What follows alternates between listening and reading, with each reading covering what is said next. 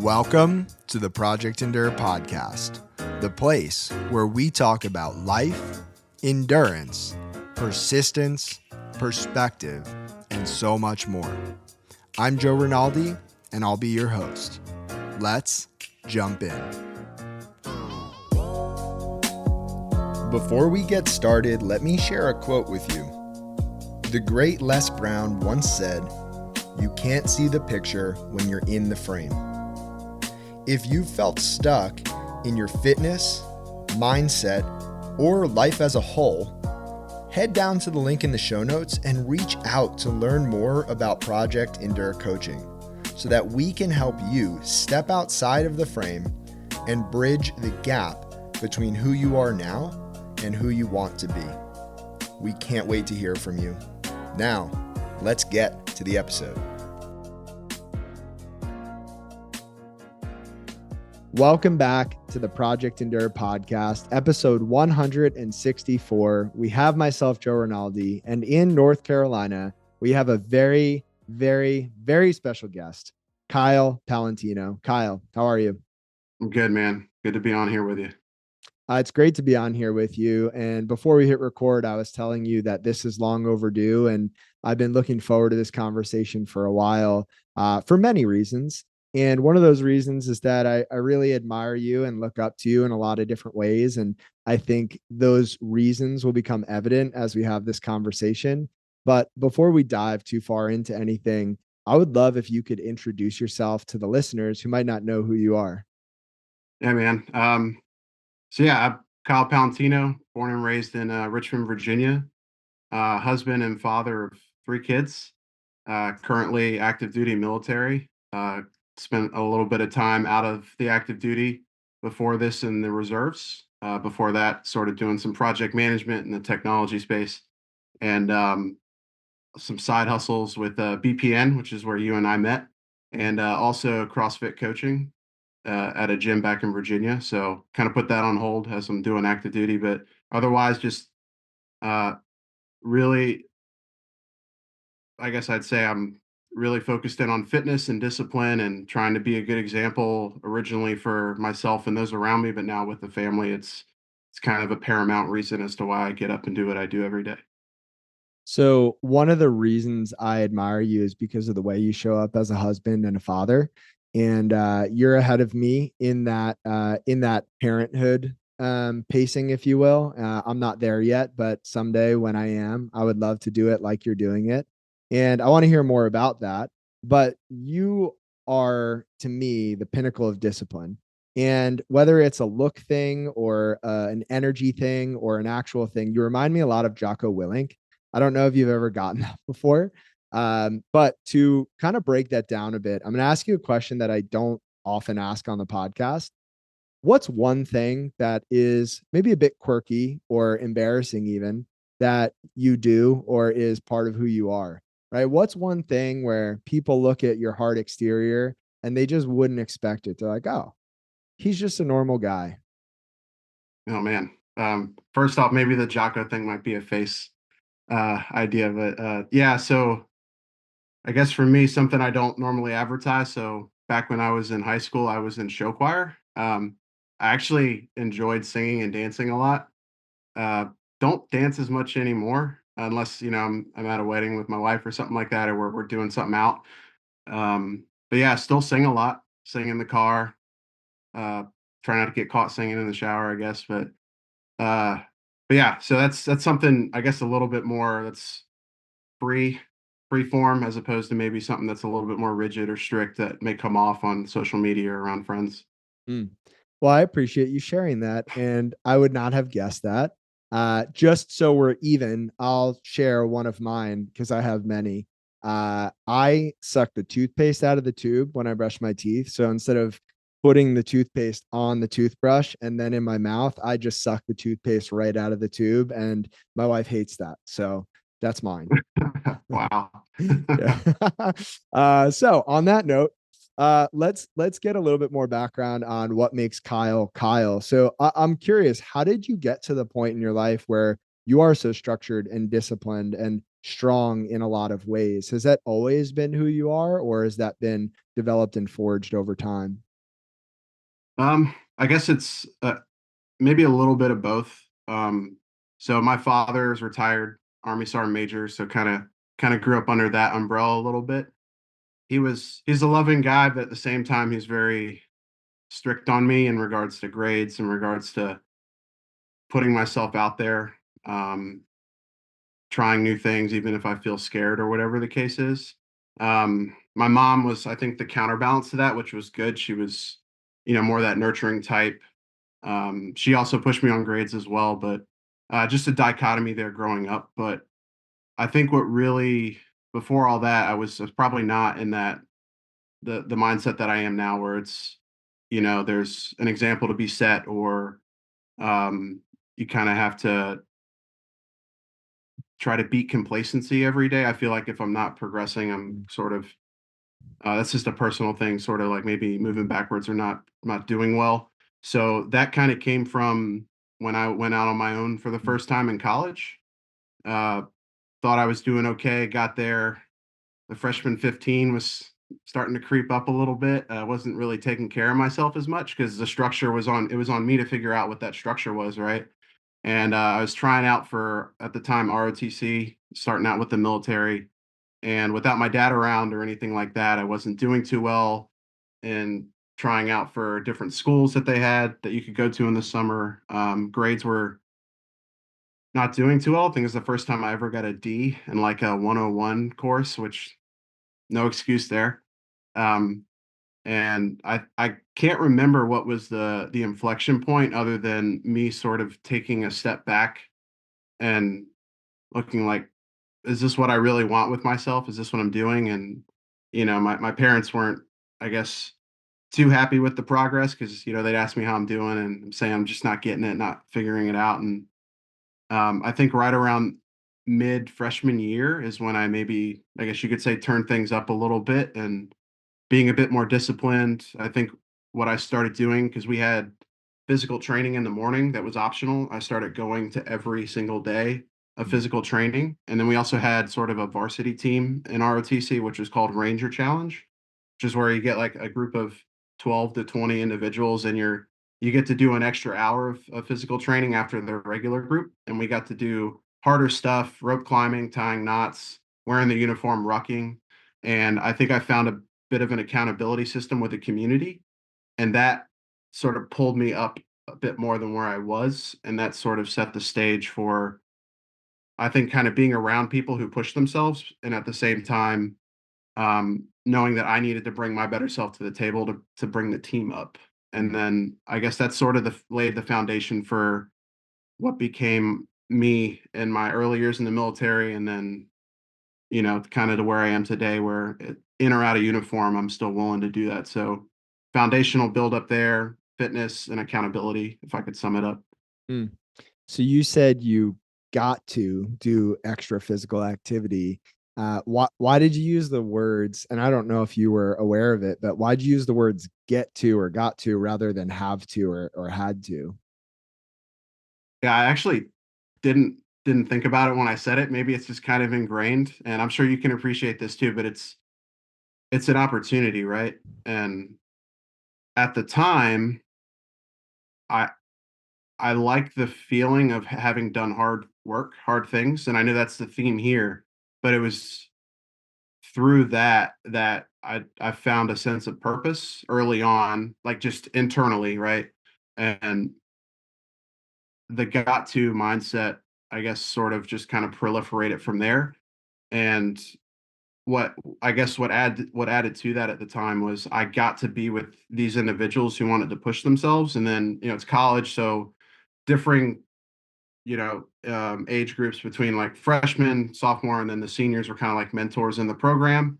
We'd also hang out after class, or go do stuff on the weekend. So I felt like I was inside of maybe a small group or a community of people who were Mm, willing to, hey, I'm not going to drink this weekend because we got this, we're training up for the competition, right? So I got to be a part of that, and I felt like I was with a group of people that I aligned to more. mm. So if we fast forward a little bit, when you were interviewing to be a platoon leader and have that position, you shared that one of the hardest questions you've ever been asked is what makes you think you're the right person to lead this team? I am so curious, one, how you answered that in the moment, if you remember. Two, how you would answer it now if you were asked the same question. And three, why is it such a hard question? Yeah.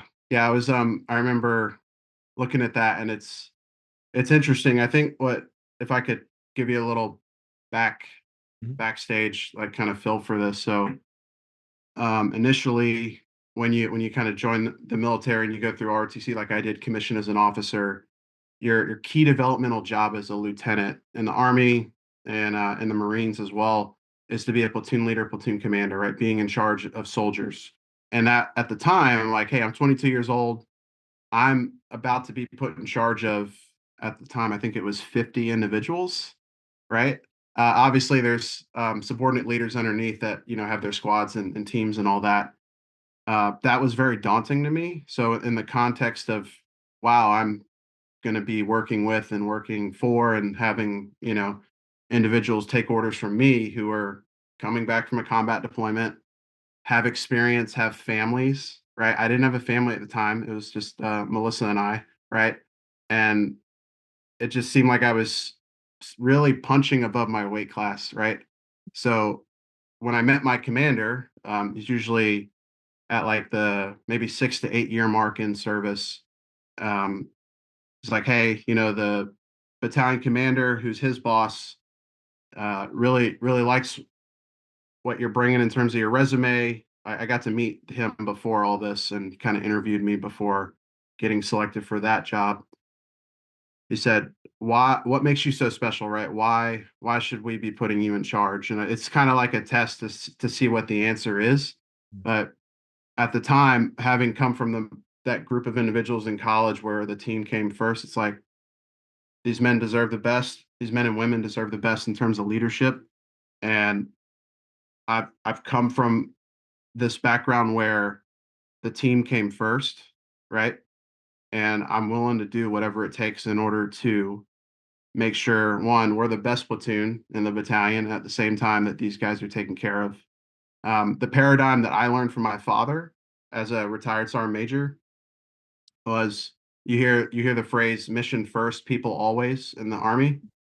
He taught me it's actually the reverse. And that's me saying this may be controversial to some individuals, but I think of it as people first, mission always. So you're taking care of your soldiers, right?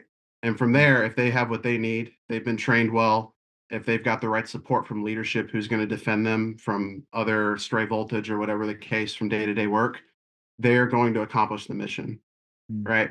And I came into that with a platoon sergeant who's kind of like my co-leader, if you will. At the end of the day, like the senior enlisted sort of runs the platoon, right?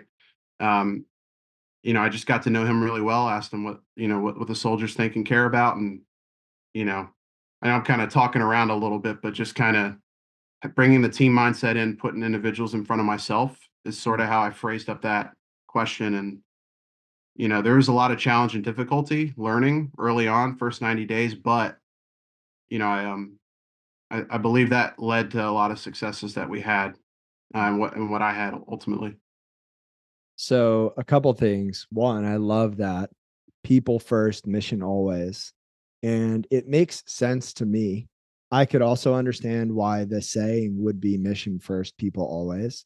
But I think if you take care of people, that eventually trickles down into those people doing the best job that they can. And when people feel cared for, they tend to do better work. So I agree with that. I love that. I guess so you mentioned punching above your weight class or biting off more than you can chew or being in a position where maybe you don't feel 100% qualified. What was it about that opportunity that made you rise to the occasion, right? Why didn't you shrink down away from that or tell yourself, I am not good enough for this, or I'm not ready for this, or I shouldn't be here? What made you go the other way and step up to the plate rather than back down? Yeah, I guess in my mind, because at that point I moved down to Georgia, away from Virginia. Melissa and I were dating at the time. She was back in Virginia. She had 2 years behind me in college, so I was off on my own again, right, in another state this time. And um, I told myself there's no plan B. I guess there could be, right, but at the same time, it was I'm down here to do a job. Uh, I commissioned. I put a lot of energy. The government put a lot of money into to training me, right. Mm, Had some institutional learning, basic officer leader course before all this, but no real like job training with soldiers, right? So having the mindset of there's what else is there, and why not do your best? mm, It's not necessarily a what do you have to lose, because I mean obviously a lot, but I took that mindset forward as like there's if I take a step back, there's a cliff behind me, right? So I need to move forward. And mm, I had some good leadership, and again a good platoon sergeant who sort of helped show me the ropes a little bit and gave me opportunities to have the last word in front of the soldiers, which showed the leadership presence, right? But yeah, I was set up for success in a lot of ways too. So that anxiety or that biting off more than you can chew feeling started to diminish a bit as got to know the platoon better, got to understand the mission better, got to do mm, more things, because I was there for about 2 or 3 months, and we were already out the door to do a mission for 4 months. So mm. yeah. Do you put cliffs behind you in other areas of life? Do you put your back up against a wall, so to speak, on purpose, even to this day? That's a good question. I guess when I think about it in terms of being a father, absolutely. Um, it's definitely a no-fail mission with kids, right? Because now you have somebody whose life depends on your actions, Mm, right? Whether it's in the moment of, hey, gotta give the baby a bottle or make sure they're fed or changed or make sure they don't like run into the corner of the table or anything like that. But it's also like right now, or I guess any parent could understand, like, you know, your income matters, what you do at work matters, your all the stuff you do when you leave the house matters, because mm, that's sustaining lifestyle, that's sustaining health and wellness, right? Um, so I guess you could say that's there's nothing behind me. There's a cliff behind me there. So it's move forward or not, right? mm.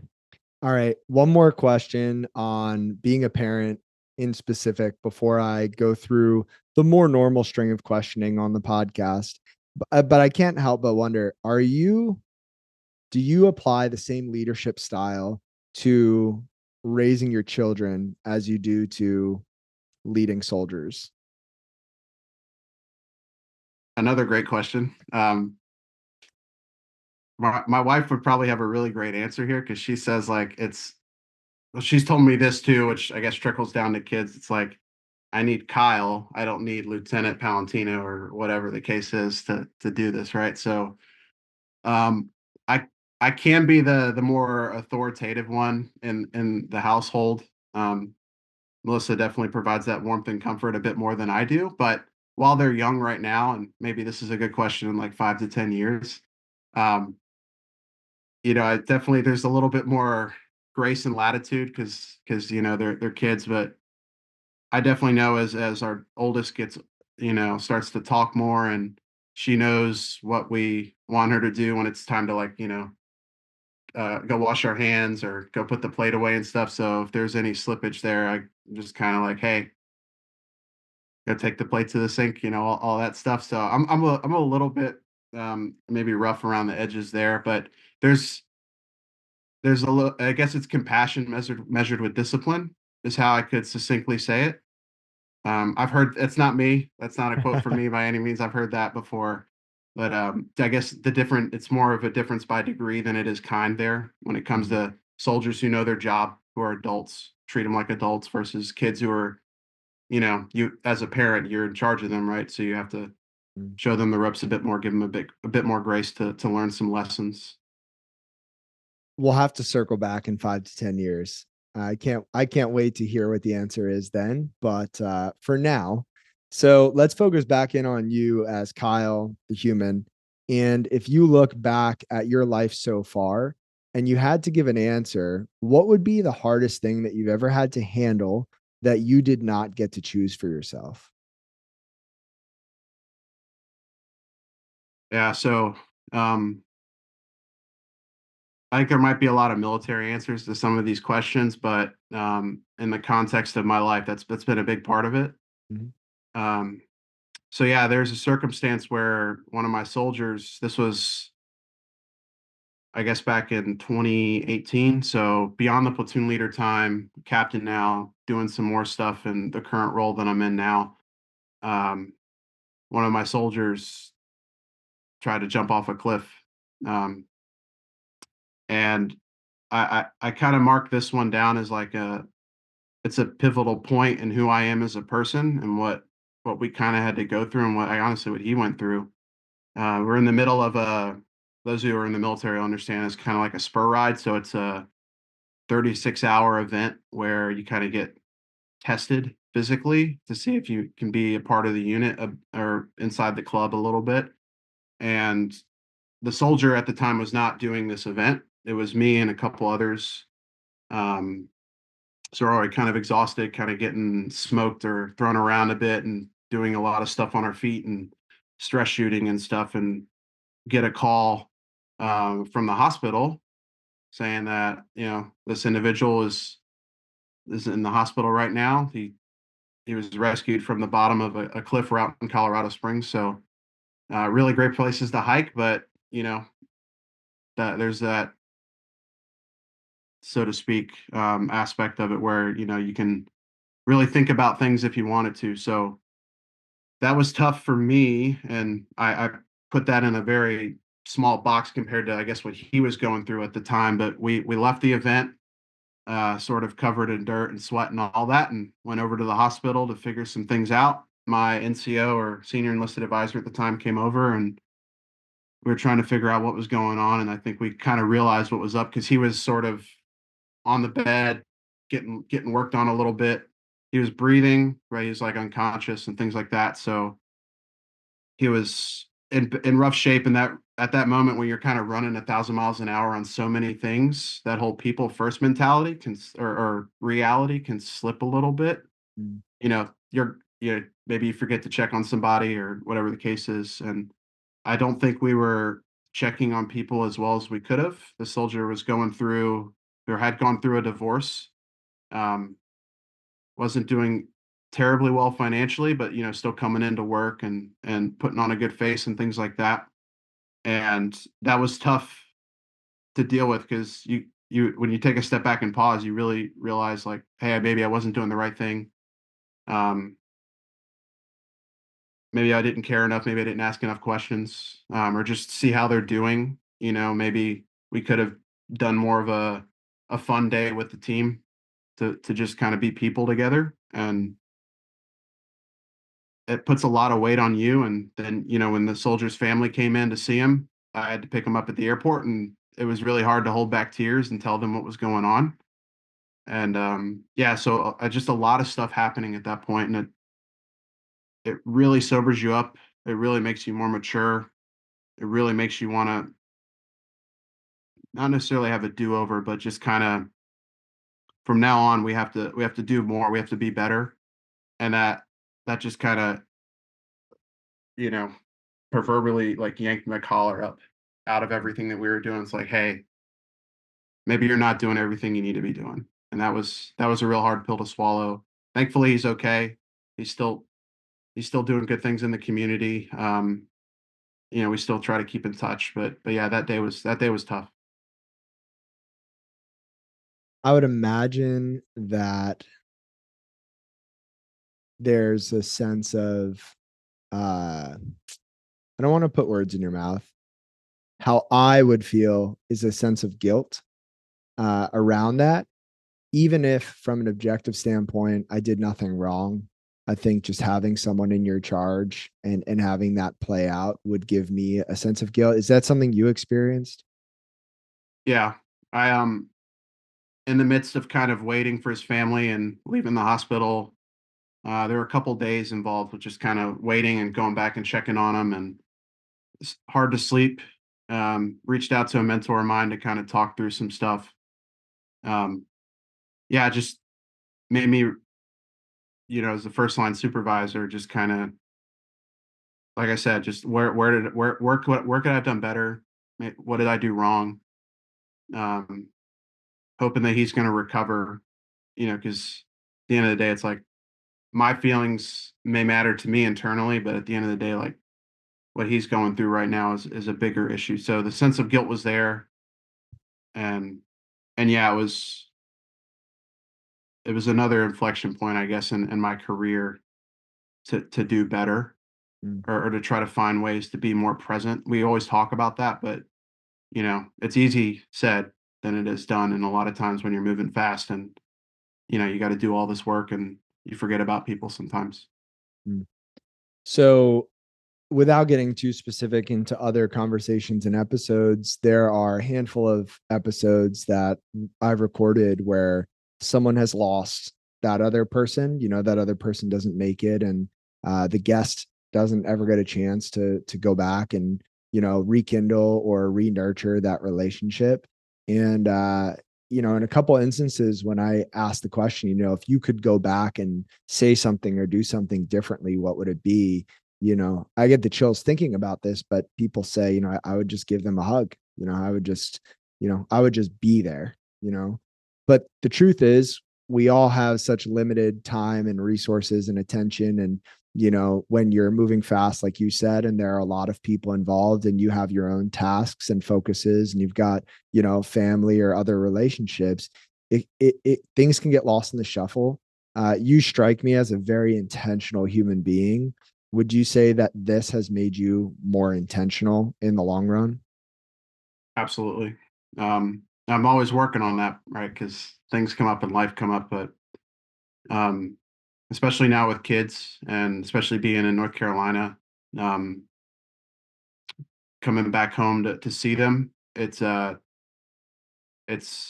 important that I be present. I still struggle with putting the phone down and stuff like that. But yeah, even going back to what we're talking about here, I think from that moment on, it was just checking in with people in the morning, at the start of the day, or if we're out doing a mission. It's just if there's a pause, like, hey, how are you doing? How are things? Right? It's just being present more, and being genuine with that caring aspect that can sometimes come off as cliche, or, oh, they're just checking on me to check the box, right? But to actually have follow-up questions, having intentional conversation with people about something other than work, right? That was a new task of mine to do, that I actually wanted to do, to make sure people were doing all right. The whole people first piece, right? That was a change for me for sure. Yeah. And I think this is a good point to pause for people listening. And, we often think about, okay, that person who is outwardly struggling is the one who might need the attention, the help, the love. And that is true. Go check on those people. But think about the person in your life who's always positive, who's always upbeat, who never has a problem. And maybe take this as a chance to reach out to that person and check in on them because, there are people who are struggling and they don't show it on the surface. And I think it's just important that we take a minute to recognize that. And so if you're listening, pause this for a second, go text, call someone you care about, and just check in on them. And with that being said, once you're unpaused and listening again, Kyle, so that was the hardest thing you've ever had to handle that you didn't choose for yourself. And in many ways, it sounds like it's made you a better, more intentional human being. What is the hardest thing you've ever done on purpose? And why did you do that thing? Yeah, that's a good question. There may be a fitness answer here. Mhm. Um, yeah, I think for me is probably, I I kind of have two competing events in like my past, I guess, from intentionally doing hard things.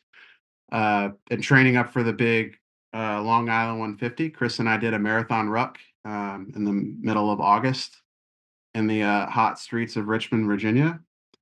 And then there's also air assault school in the mountains in New York. Um, the Like one of my first summers away when I was in the army, and that was pretty tough. Didn't think I could do it, but went out and did it anyway. So I guess the more recent one, I have a better memory of what that was like. But yeah, that marathon ruck was pretty hard. Um, I've never moved at any pace or distance for a marathon. Uh, Now, knowing what I can do now, I could probably definitely jog a marathon instead of walking with 35, 40 pounds on my back.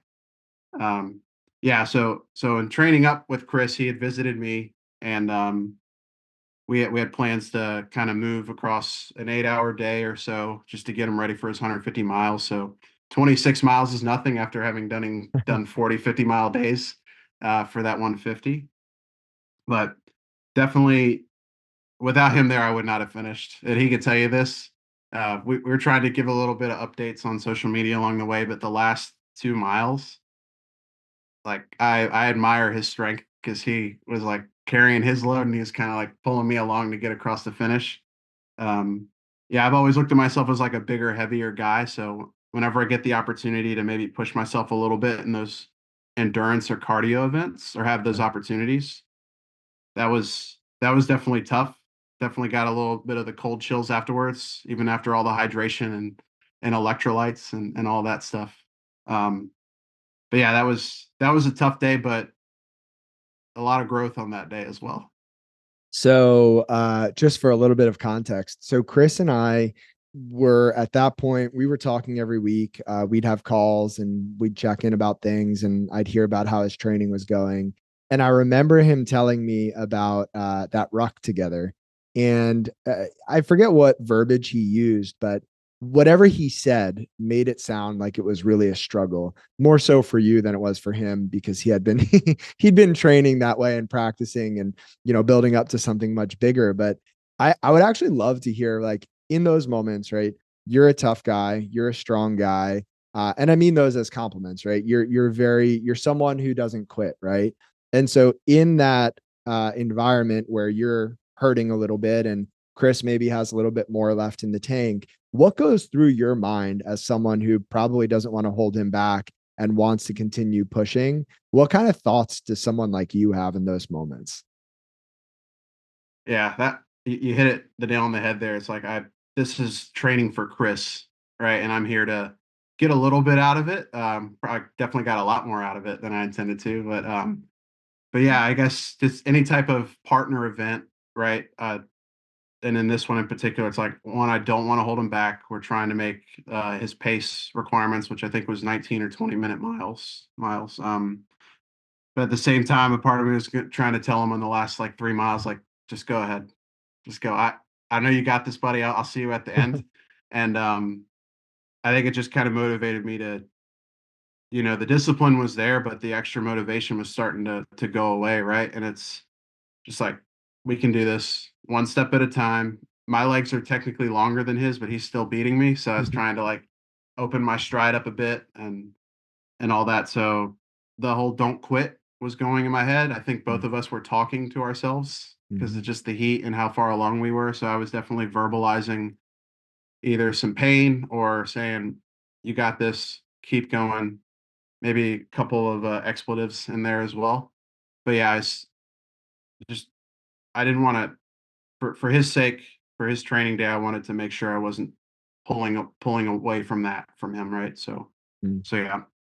And in that way, you're a very selfless person. And part of me wonders if that's a military thing or if that's just a Kyle thing or maybe a little bit of both.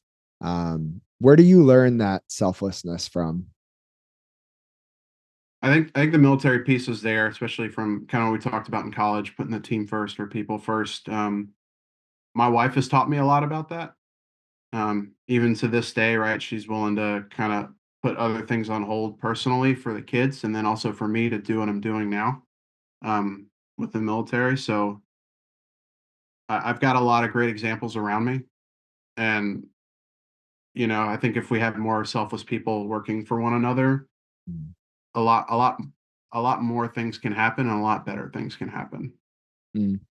I was listening to a clip of an interview earlier today, and I might get the wording a little bit mixed up, but the sentiment was, instead of saying, I'll do my best for you, maybe we should be saying, well, I'll do my best for me so that I can be better for you. So, and rather, instead of saying, I'm going to do better for this other person, well, let me do better for me and I'll be the best version of me, which in turn is then the best version of me for someone else.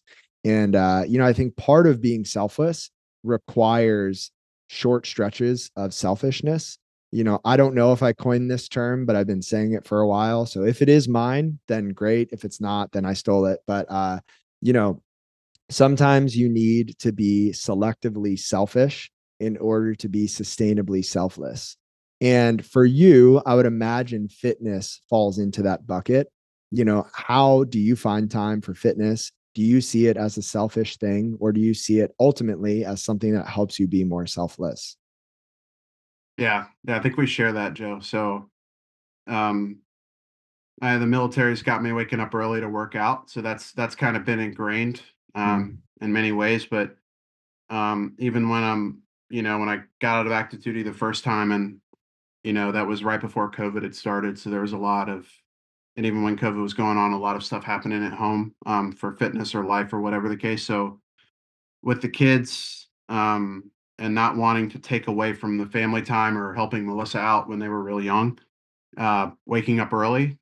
I'm much better suited to get the hard work or the fitness done early. That's, to me, it's protected time. Generally, no one's up at 5 a.m. who's going to require my time. So that's opening the window or opening some space in the timeline for fitness. It definitely makes you more responsible, and like you're not going to go screw around at night or anything. You got to go to bed early, eat and drink water, mm. right? All that stuff. So um, opening up that time early allowed me to sort of hone in and recenter, rebalance myself every morning. Especially even on the recovery days, I'll still intentionally wake up early, maybe sleep in an extra 30 minutes, but go for a walk, put on the headphones, listen to something productive, right? That's allowed me to come, like you said, be my better self when it's time to get the kids ready, get breakfast going, or if it's an early work day, I'm in that frame of mind having already done something difficult. So yeah, it's maybe selfishness at the start of the day, or if there's a fitness competition or whatever the case is, it's always good to have something on the calendar to work towards, right? A race or whatever. That's Mhm. that little moment of selfishness where I'm working on myself. But then ultimately it's like you said, I'm now a more sharper axe or a refined tool, or an individual rather, to bring a better person to the team. Just a moment of self-reflection here. I have a lot of conversations with people about things they want to change in their lives, and a lot of people who I'm talking to want to get up earlier. It seems like a theme that's out there. I set my alarm, I snooze it. I want to get up at this time, and I don't. And people ask me, how do you get up early? I get up at 3:30 or 4 or 4:30, and somewhere in that range. And the answer has changed over the course of my adulthood. At one point it was to get ahead, and I felt like I was outworking other people, and that feeling drove me. At other points it was fear. I was getting ready to leave a job, and I felt like I was so terrified of not doing enough to set myself up for success that I would just wake up scared at 3 o'clock in the morning and the adrenaline would kick in. And I think in this season of my life, I almost look forward to it because it is the only silence, quiet, protected time, like you said, that I get throughout the entire day. Would be that, let's say, 4 a.m. to 6 a.m. window.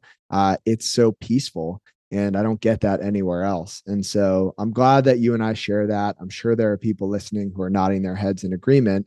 And before we gloss over it entirely and keep moving, I would love to hear a little bit about air assault school and what was hard about that, and maybe how did that make you a better human? Yeah. So context for those who've probably done it or understand it. I was at West Point, New York for my first kind of mission in that platoon leader role. We were supporting the cadet summer training up there. And every summer they send out a mobile training team from the 101st Airborne, the air assault school, right, for the Army. So we had their instructors, and I competed for one of four slots to go. The rest all the rest of the slots for the school went to the cadets. So those of us who were up there training, um, I was a logistics officer, different from being an infantry officer. So I competed with the infantry officers for that slot and I got it. Thankfully, I was pretty strong at rucking by that point. So that kind of helped me out. But yeah, so my a couple of my soldiers had gone to it before and they gave me a couple pointers and I 100% agree with this. One that I got early was attention to detail.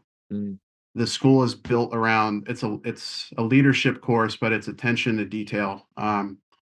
There's a lot of fitness involved, right? Your first day, your 0 day, they kind of just throw you around and really PT the hell out of you mm, and put you through an obstacle course and wake you up again at 2 in the morning the next morning to go on another ruck. But the idea with attention to detail, right? You have layouts and inspections of your gear after doing the hard work, and they give you like a picture that you have to study the night prior of your gear on a poncho and the PT shirts over here, it's this way, it's folded that way.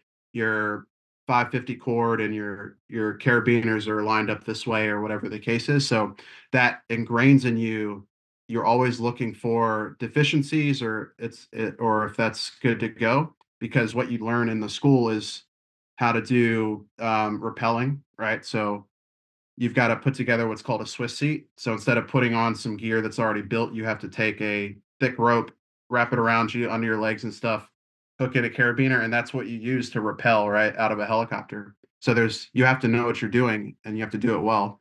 You have to put equipment together so you can sling it and hook it up underneath a helicopter for external transport. Call it sling loads, right? I had done some sling load training prior to this, so I wasn't too worried. But a lot of people can get kicked out of the course for failing all these sling loads. They put these loads together and they put deficiencies in there, like imperfections or things that aren't right, like ropes aren't tied the right way or whatever the case. So you have to go through and inspect it in a minute and be like, deficiency, deficiency, yeah. all this stuff.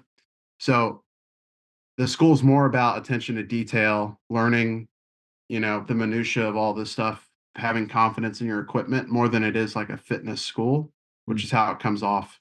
And that was a good learning skill or a good opportunity for me early on as a young officer to understand that. We did that a lot with our mission set, but it made me understand the importance of knowing your gear, being confident in your equipment, and at the same time that allowed me to be the example when we were training our soldiers later on sling loads, because like I have confidence, I've done this before, Mm. I know what to look for and I know how to teach others as well. So said it a lot, but attention to detail. And I think that ties into what we talked about earlier with being present and intentional, because when you're moving fast and you've got a lot on your mind, it can be easy to let the small details slip through the cracks. And there are two thoughts I want to throw out here. One is a saying, and I believe it goes, small hinges swing big doors, or in other words, big doors swing on small hinges. So, like, you think about a door, right? This big piece of wood or metal or whatever it is, it's swinging on, a couple of small hinges. And the small things, those small details matter because they support the larger mission, the larger pursuit. And in that case, right, if you're, propelling from a distance or a height and the details are not right, that's dangerous and I would imagine potentially deadly. And then the other part is that I think like this is a quote from Kurt von Goot. I think I said that right. He said, "Enjoy the little things in life because one day you'll look back and realize they were the big things." And I think on the bigger scale, the big picture of life, it is easy to overlook the small things. That moment with your spouse or with your child or with your pet, or that sunset, or just the fresh air in the morning, and all those little things that are so easy to take for granted, maybe at times when we're moving fast or we're stressed or life is crazy. Like, I think we will look back someday and realize they were the big things. And so, whether it's related to your profession or a specific area that you're focused on, or just life as a whole, I think paying attention to detail is important, because if we miss the details, then I think we also miss the big picture. Yeah, that's a good point. I think it makes more sense for me outside the military too, with what you're saying. Like those little things can leverage bigger stuff for us. right? In our pursuits, but also, right, just thinking about it as you're talking, it's like just sitting down at night and reading a book to my daughter before she goes to bed, right? It's like slow down, go sit down. She wants to read this book. She can't read the words. She just likes the pictures, right? But at the same time, she likes hearing me say the words, right? And Mm, it's more, there's more to it than just getting through the book and then, all right, good night, go to bed. mm. It's looking back on it, absolutely. Those little things, they mean a lot. I'm a very nostalgic person, and I can't remember if I shared this on the episode that Michaela and I did together, but ever since we were married, which has been over 4 years at this point, every single Sunday, we might have missed one. I bring out my phone and I hit record and I force us to film just a reflection on the week, and we talk about how the week was, what was good, what was hard, etc. And she put up a lot of resistance through year one, maybe even year two. She kind of loosened up year three, and now she's on board year four. And every once in a while, we'll just look back and we'll see, oh, wow, that third week of marriage, that thing we were frustrated about, or that 6 week of marriage, a thing that was really cool.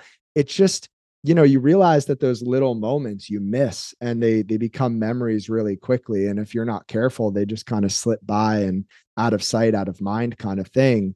And so, yeah, again, another reminder for anyone listening to this podcast, maybe pause this and think about what part of today, or what part of this week or this month, can I really soak in and be grateful for, that I would normally just gloss over, because I take it for granted. So before I ask my next question, Kyle, any thoughts on that? Yeah, I like that because it's dynamic journaling in a way, you know? Um, yeah, my wife and I, we used to do this thing. We haven't done it as much with all the kids and some of the changes over the last year or so, but maybe it's this moment where I can maybe ask the question again, but just ask, when we ever get a moment, if it's at dinner or whatever the case, like, what made you smile today? Mm, Right? Just simple question like that. Especially if I had a rough day or whatever, it's like, what did I laugh at or what did I really enjoy today? mm. And it makes you think about it, um, in the context of just kind of reflection on the day versus, gossiping at the end of the day or saying how I didn't like how that was said or somebody made me wait an extra 30 minutes or whatever the case was. So maybe putting your day in a better perspective at the end of it all, as opposed to not. I love that. And it's such a simple question. And I'll throw this other one out here in case anyone listening wants to use it. But recently, Michaela and I started asking a couple quick questions at the end of the day. And one of them is, what was the most challenging part of your day? And how are you better because of it? So, very on brand with this podcast. But just taking that thing that maybe was frustrating in the moment or hard or challenging, and how do you put that into a different perspective in a way where it actually benefited you? And I think that skill is something that if any of us could master it, makes life a whole lot better. And so, with that being said, this is the Project Endure podcast, Kyle. So, when you hear the word endure or endurance, what comes to mind for you? Yeah, I've listened to a few of the other individuals you've had on, like Chris and Jack, and I like that you asked this question. So it's persevering through pain patiently, right? Um, I That's definitely not mine by any means, but I think with when you hear the word endurance, there's generally some sort of friction or opposing force, whether it's internal, like your mind saying stop, but you got to keep pushing, or maybe there's some external,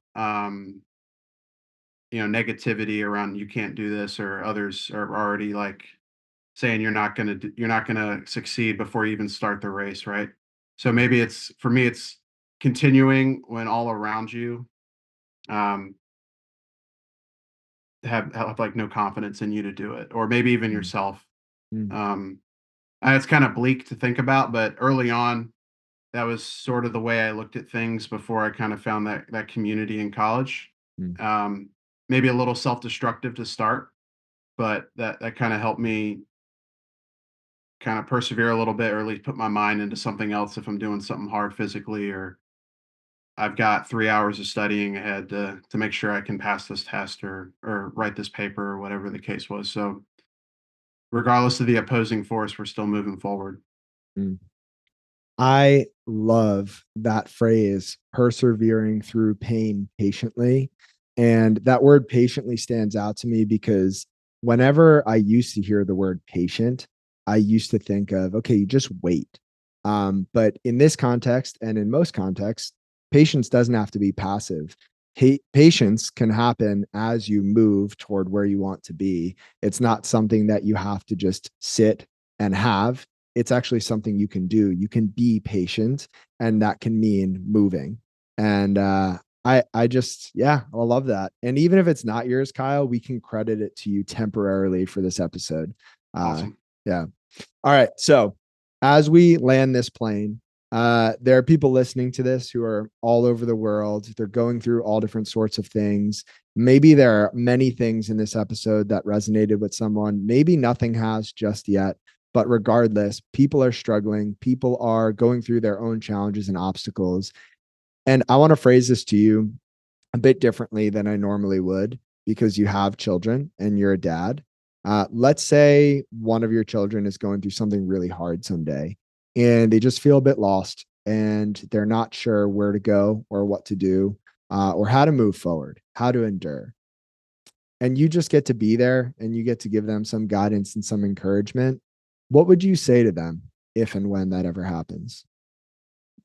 Yeah, that's a good way to tee it up. Yeah, I guess if they're going through something, if I kind of go through how I would look at it, first maybe letting them tell me what's up, but my first step is always to kind of detach, right? Maybe let's take a second and pull back, zoom out, right, Mm, to see what else is going on.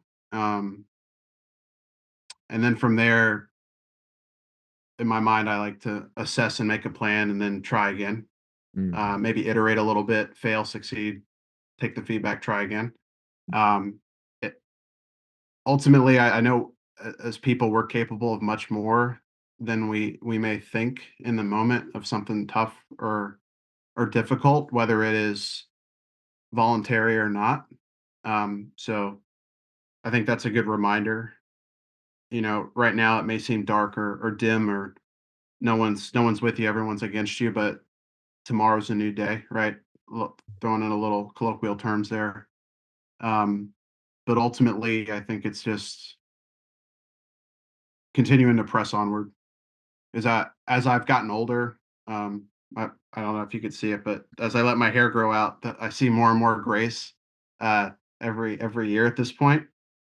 I've gone through a lot of iterations of struggle through failure, some successes along the way, and when you look back on, man, that one time and that one event or that one situation I was having with that one individual, it was really really bad. But where I'm at now is because of that, right?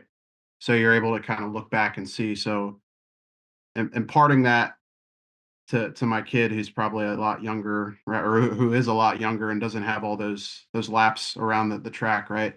mm, Maybe helping them see like this is gonna lead to your potential you in the future. So mm, pushing through, taking the punches along the way if you have to, but ultimately you will come out better on the other side um, mm. by going through this experience is how I would tee that up. You know, I'll tie this in, and I've said it before, but it's something we can both relate to is that fitness and life have so many parallels. And, you know, you can't go into a gym and do everything that's easy and walk out and get stronger. You have to struggle, you have to fight against some resistance. And that is how we grow. And it doesn't always feel great. And in life, we don't always get to choose it. But I think with that perspective and with everything you just said, we can continue to press on. And in hindsight, we can connect the dots. But what's hard in the moment is that you can't connect the dots going forward. And so you don't know why this thing is happening, but there has to be a level of trust that you will get through it, it will get better, and you will be better for it. And so I appreciate you sharing that, Kyle. And the next time we see each other in person, in a gym setting or outside of a gym setting, I will get a muscle up. And that is my promise to you. I will not leave. You're not allowed to leave until I get a muscle up. And that's a promise. All right, man. I'm gonna hold you to it, and I know you can do it. You're strong enough. We'll get through it, man. I'll be honest, I was a bit upset at myself during Chris's ruck. So we stopped at Stelios's gym. Stelios and Chris have both been guests on the podcast at this point. And Kyle was doing a great job coaching me as to how to get a ring muscle up. I've never done a muscle up before, never really tried before. And the technicals were getting to me a little bit. I was fatigued, whatnot, but I left there just it's like I wish we had 10 more minutes there. I would have got it. So next time, and in the meantime, Kyle, if people want to follow along, they just want to see your discipline, your journey, where's the best place for people to do that? Yeah, man. So right now, it's on Instagram. It's been a little lighter just with some recent life events, but at Kyle Palentino on Instagram. There's always a morning check-in, whether I'm fitnessing or recovering or whatever the case. Try to take the weekends off, but there's that. There's maybe some motivational posts, some good family content there. But yeah, that's the main place. Cool. Well, I will link that in the description to make it easy to get to. And Kyle, I appreciate you a ton, and I can't wait for the next time we get to see each other in person. Thanks so much, Joe. I really appreciate this.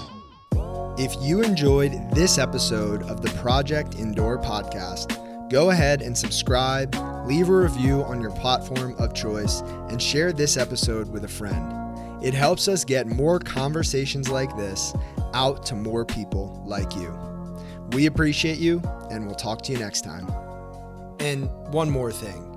If you're looking for a community of people all striving to be better together, check out the Project Indoor Hard Things Club. The link is in the description below. We'd love to have you.